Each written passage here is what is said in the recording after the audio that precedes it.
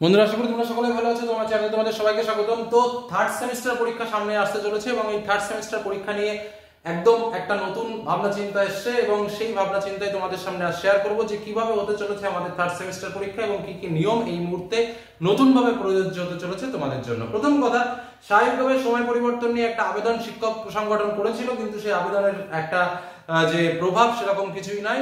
অর্থাৎ এখনো পর্যন্ত আমাদের কাছে যে তথ্য রয়েছে, প্রথম কথা বলে রাখি, আমাদের যে রুটিন রয়েছে পরীক্ষার, সেই রুটিনেই কিন্তু আমাদের পরীক্ষা হচ্ছে এবং নির্দিষ্ট সময়ে আমাদের পরীক্ষা হচ্ছে। এটা গেল এক নম্বর কথা।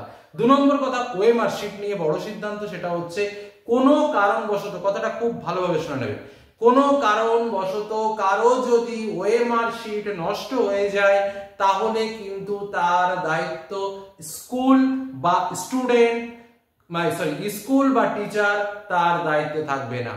অর্থাৎ ওএমআর শিট যেন নষ্ট না হয়, নিজের ওএমআর শিট তোমার হাতে দেওয়ার পরে তার সম্পূর্ণ দায়িত্বটা কিন্তু তোমারই, কারণ ওএমআর শিট সিরিয়াল নম্বর অনুযায়ী থাকবে এবং সেই সিরিয়াল নম্বর ব্রেক করা যাবে না। হলো ভেরি ভেরি ইম্পর্টেন্ট কিন্তু এই তথ্যটা। নেক্সট, এস প্যাটার্নে সিট পড়বে। আমি এর আগেও বলেছি, আবারও বলছি, এগুলো বেঞ্চ, এরকম ভাবে তোমাদের সিট পড়বে।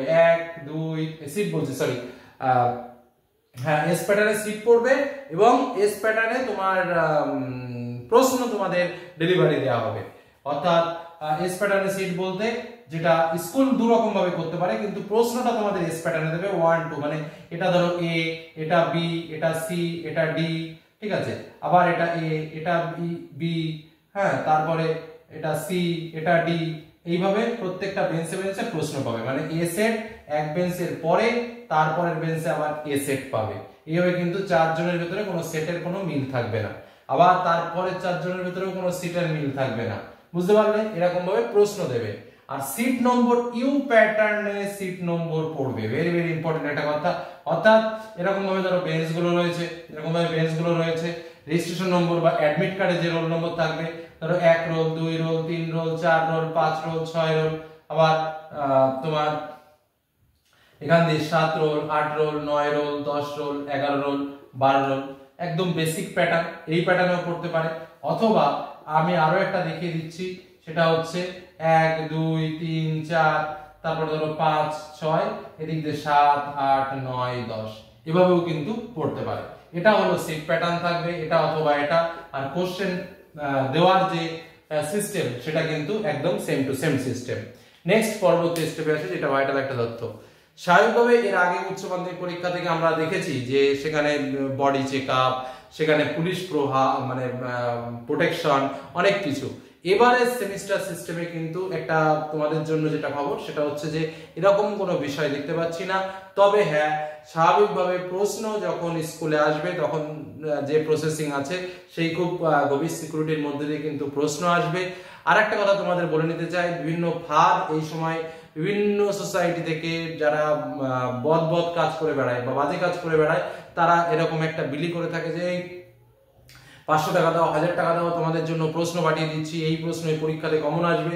একদম এসব বিশ্বাস করবে না। খুব হাইলি রেস্ট্রিক্টলি কিন্তু এই ব্যবস্থা নেওয়া হয় এবং পরীক্ষাতে সঠিকভাবে কিন্তু তোমাদের পরীক্ষা নেওয়া হয়। এটা কিন্তু মাথায় রাখবে।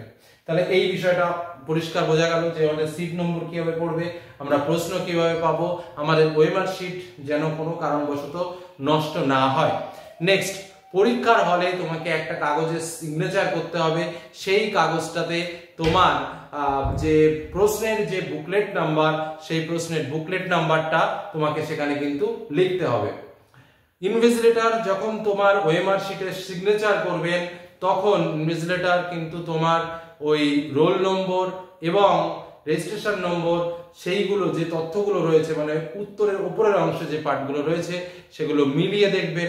এবং মিলিয়ে দেখার জন্য তো সারাদিন ধরে তোমার খাতা ধরে এরকম ভাবে পরীক্ষার সময় নিয়ে বসে রেখে সারাদিন মেলায়, সেটা নাই। মিলিয়ে যতটাই সম্ভব তোমাকে দিয়ে দেবেন এবং সেই প্রসেসিং হতে হাইয়েস্ট 1 থেকে 2 মিনিট টাইম কিন্তু লাগতে পারে তোমারটা সম্পূর্ণ কিছু দেখে। নেক্সট একটা ভাইটাল বিষয়, অ্যাডমিট কার্ড, রেজিস্ট্রেশন কার্ড ছাড়া কিন্তু পরীক্ষার হলে কেউ প্রবেশ করবে না। বেঞ্চের উপরে জলের, মানে অ্যাকচুয়ালি জলের বোতল অ্যালাউই নেই অল্প সময়ের জন্য যেহেতু, তবুও যদি কেউ জলের বোতল নিয়ে যাও বেঞ্চের নিচে। পিচবোর্ড অ্যালাউ নেই, কিন্তু পিচবোর্ড যদি তোমরা অ্যালাউ করে স্কুলগুলোতে প্রথম দিন দেখবে, তাহলে একদম হোয়াইট পিচবোর্ড, কোনো রকম নোংরা বা কোনো রকম লেখালেখি এই ধরনের পিচবোর্ড কিন্তু চলবে না। পরীক্ষা হলে সঠিক রুমে, সঠিক জায়গায়, সঠিক সিট নম্বরে তোমাদের বসতে হবে।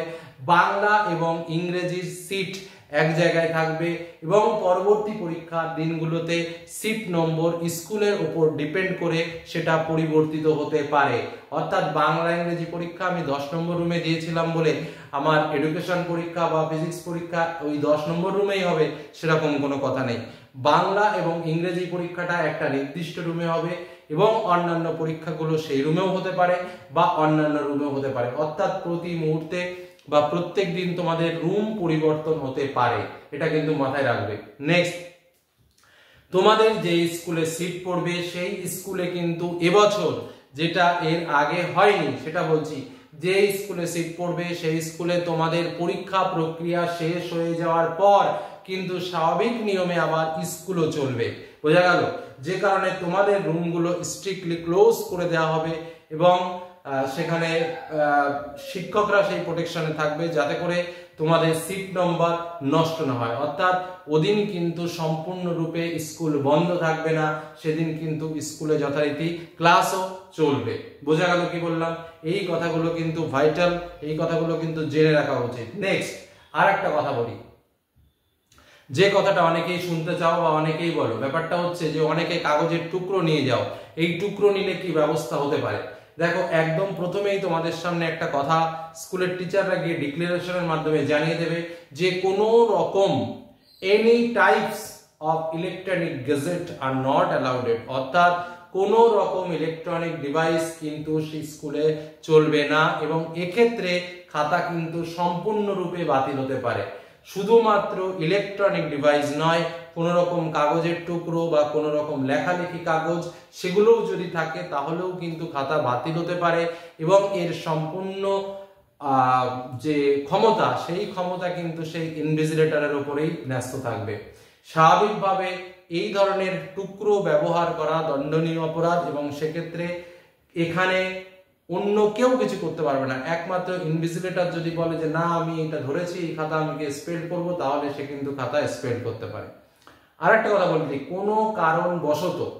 কোনো কারণবশত কেউ যদি এই পরীক্ষা চলাকালীন সময় পয়েন্ট টু বি নোটেড, পরীক্ষা চলাকালীন সময় কেউ যদি এই ধরনের প্রশ্নগুলোর ছবি তুলে বাইরে পাঠানোর চেষ্টা করে তাহলে কিন্তু কোশ্চেনের ভেতরে কোড, এমনকি কোশ্চেনের নম্বর, সিরিয়াল নম্বর সেগুলো কিন্তু লুকায়িত অবস্থায় থাকবে।